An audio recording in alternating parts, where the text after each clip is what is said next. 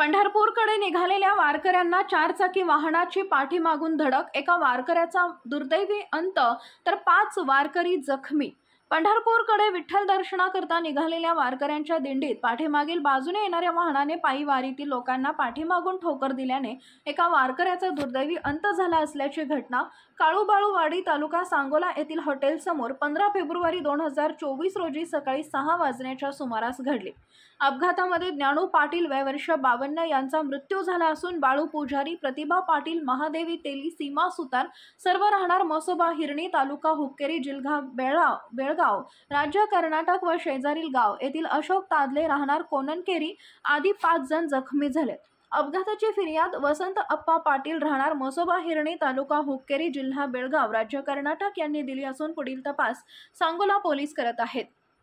मसोबा हिरणी, तालुका हुक्केरी येथील 34 महिला व पुरुष असे दिनांक 1 फेब्रुवारी 2024 रोजी पंढरपूर येथील दर्शनाकरता पायी वारी करता निघाले होते।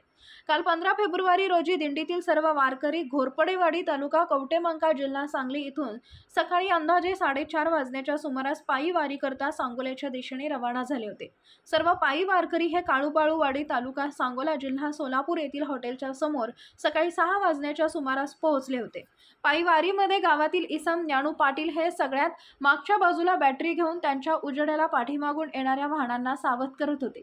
त्यांच्या पुढील बाजूस गावातील इतर पायी वारकरी चालत होते। त्याच दरम्यान धडकण्याचा मोठा आवाज आला। त्यावेळी ज्ञानू पाटील, फिर्यादी यांच्या पत्नी प्रतिभा, बाळू पुजारी, अशोक तादले, महादेवी तेली, सीमा सुतार असे जमिनीवर जखमी अवस्थेत कोसळलेले दिसले व समोर काही अंतरावर चारचाकी वाहन थांबल्यासारखी झाली व पुन्हा निघून गेली। तेव्हा लक्षात आलं की चारचाकी वाहनाने पायी वारीतील वारकऱ्यांना धडक देऊन निघून गेले।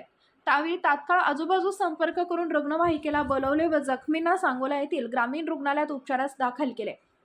उपचार करत असताना जखमीमधील ज्ञानू पाटील यांना पुढील उपचाराकरता पंढरपूर येथे रवाना करण्यात आले। सर्व जखमींवरती उपचार चालू असताना सकाळी 10च्या सुमारास पंढरपूर येथे उपचाराकरता पाठवण्यात आलेले ज्ञानू पाटील हे मयत झाल्याची खात्री झाल्याचं फिर्यादीत नमूद करण्यात आलंय।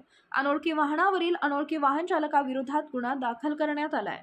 मानदूत एक्सप्रेसच्या बातम्या पाहण्यासाठी आजच मानदूत एक्सप्रेस न्यूज चॅनलला YouTube वर सबस्क्राइब करा आणि बेल आयकॉन प्रेस करा।